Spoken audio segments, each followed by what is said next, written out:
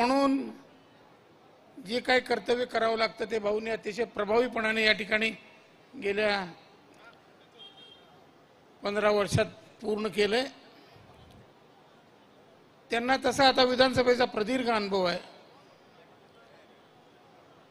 आणि या पुढच्या काळातही त्यांची या नगरीला, या मतदारसंघाला निश्चितपणाने गरज आहे। आणि त्याचबरोबर भाऊंच्या मागे भारतीय जनता पक्ष खंबीरपणाने उभा आहे। गेल्या 2 महिन्याच्या काळात भारतीय जनता पक्षाने सुद्धा समाजाची जाणीव ठेवून कशा पद्धतीने निर्णय घेतले याची एक पुस्तिका प्रसिद्ध झाली आणि ती आपल्यापर्यंत आली असेल। याच्यापेक्षा काही वेगळं एखादा पक्ष एखाद्या राज्यासाठी काही करू शकतो असं आता काही राहिलेलं नाही।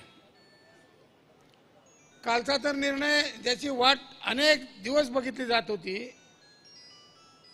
शेतकऱ्याचा 7/12 कोरा करण्याचा निर्णय काल झाला।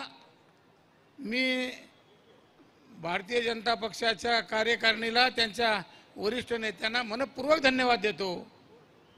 महाराष्ट्राच्या भल्यातील हा एक निर्णय आहे आणि या पुढील काळात अशाच पद्धतीने शेतकऱ्याच्या प्रत्येक मागणीला, प्रत्येक विचाराला भारतीय जनता पक्षाने साथ द्यावी आणि पुढील काळात शेतकऱ्यांचा पक्ष म्हणून या पक्षाने नावलौकिक मिळवावा एवढी या ठिकाणी मी विनंती करतो।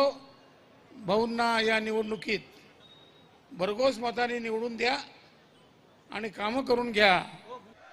भारत माता की। 2024च्या विधानसभेच्या प्रचाराच्या या सभेमध्ये उपस्थित असलेले आपले राष्ट्रीय नेते नामदार नितीनजी गडकरी साहेब, आपले दुसरे नेते माजी मंत्री घोरपडे सरकार, शिवसेनेचे आमचे भाऊ जनस्वराज्याचे कदम साहेब, राजाराम गुरुड, नीताताई केळकर, भैया कांबळे, आमचा किरण, आमचे अण्णा, इकडे आमच्या खोताई असतील, इकडे आमचा सूर्यवंशी असतील, मकरंद देशपांडे आणि आमचे अध्यक्ष प्रकाश ढंग, सुरेश बापू औटी, व्यासपीठावरील सर्वच मान्यवर आणि एवढ्या मोठ्या संख्येने आपण जमलात सगळ्या माता बहिणी। मला अगोदर सांगितलं की लवकर आवरा, कारण त्यांना पुढं दुसरीकडे दौरा आहे। जास्त काय बोलणार नाही आहे आपण। 3 टाइम मला इथं आशीर्वाद दिले, 3 वेळा मला विधानसभेमध्ये आपण पाठवलं। पक्षश्रेष्ठींचं आभार मानावं तेवढं कमीच आहे। साहेब, आम्हाला कधी इथं कॅबिनेट मंत्री आम्हाला मिळालं नव्हतं, सरकार राज्यमंत्री होते, पण कॅबिनेट मंत्री दिलं, 2 वेळा कॅबिनेट मंत्री दिलं आणि आम्हाला पालकमंत्री कधीच मिळत नव्हतं। कडेगाव, कडेपूर, इस्लामपूरला तिकडे असायचं, ते आमच्या तालुक्याला आपण मान सन्मान दिला। त्यामुळं मी ह्या जनतेच्या वतीनं मी पक्षश्रेष्ठींचं, आपलं मोदी साहेबांचं, देवेंद्र फडणवीसचं मी आभार मानतो। साहेब, आपल्यामध्ये एक विजन आहे। आज आम्ही विचार करतो की ज्या रस्त्यानं आम्ही जातो त्या रस्त्यानं बघतो की हेच गडकरी साहेबांनी बनवलं कधीही, कारण हे जाळं फक्त जिल्ह्यापुरतंच नाही आहे, महाराष्ट्रापुरतं नाही आहे, हे पुऱ्या देशापुरतं सगळं एवढं जाळं आपण विणलं गेलं। ह्या देशाला कुठंतरी एक उच्चस्तरीय न्यायचा आपण प्रयत्न केला। खाडे साहेबांनी मिरज मतदारसंघामध्ये वेळोवेळी अनेक रस्त्यांच्या मागण्या केल्या। 9 कामं मंजूर झाली, जवळपास 2,500 कोटी रुपयाची, आणि यामध्ये विशेष रूपाने नागपूर, नांदेड, सोलापूर, मिरज हा जो मार्ग आहे त्यामध्ये बोरगाव ते सांगली हे जे पॅकेज आहे 42 किलोमीटरचं, ते एकच पॅकेज जवळपास 1102 कोटी रुपयाचं होतं।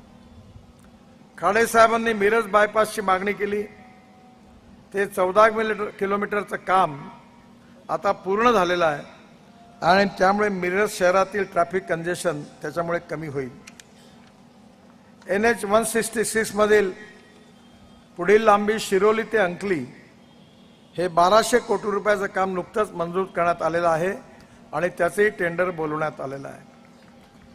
NH 160 हा सिन्नर पासून सुरू होऊन पुढे शिर्डी, नगर, फलटण, दहिवडी, विटा, मिरज व पुढे कर्नाटक मधील चिकोडीकडे जातो। यामध्ये फलटण पासून मिरज व पुढे कर्नाटक पर्यंत रस्त्याचे सेक्शन करून त्याप्रमाणे काम हाती घेण्याचा निर्णय झालेला आहे। फलटण ते विटा या 100 किलोमीटर लांबीतील कामं असून त्याची 100 कोटी रुपये मंजूर झालेली आहे आणि त्याही कामाची सुरुवात लवकरच सुरू होईल. विटा म्हैसाळ ते कर्नाटकात ही लांबी मिरज मतदारसंघातून जाते आणि जवळपास 66 किलोमीटर या कामाचा DPR फायनल स्टेजमध्ये आहे आणि साधारणतः 250 कोटी रुपयाचं काम लँड ॲक्विजिशन नंतर लगेच सुरू होणार आहे. आमदार खाडेसाहेब यांच्या आग्रहाखातरच मिरज शहरामध्ये वन टाइम इम्प्रूव्हमेंटचं काम आम्ही हाती घेतलं. 94% पूर्ण झालं, पण कॉन्ट्रॅक्टरने काम रखडलं होतं आणि मागच्या वेळी ज्यावेळी खाडेसाहेबांनी मला सांगितलं त्याच दिवशी मी त्याचं काम टर्मिनेट करायला लावलं आणि त्याचं काम बंद करून नवीन टेंडर काढलेलं आहे. आता नवीन कंत्राटदार नेमला आहे आणि लवकरच हे काम चांगलं आणि पूर्ण व्यवस्थित करण्याचा प्रयत्न आम्ही नक्की करू. या जिल्ह्यामध्ये नाही तर संपूर्ण महाराष्ट्रामध्ये आपण मोठ्या प्रमाणावर इन्फ्रास्ट्रक्चर डेव्हलप केलेलं आहे. कारण आपल्या विकासाचे 2 महत्त्वाचे क्षेत्र आहेत. एक आहे शेतीचं क्षेत्र आणि दुसरं आहे उद्योग आणि व्यापाराचं क्षेत्र. उद्योग आणि व्यापार वाढवायचा असेल तर पहिले सगळ्यात महत्त्वाची गोष्ट आहे म्हणजे इन्फ्रास्ट्रक्चर डेव्हलप झालं पाहिजे. याबरोबरच हे बातमीपत्र संपले. पुन्हा भेटूयात पुढील बातमीपत्रात. तोपर्यंत नमस्कार.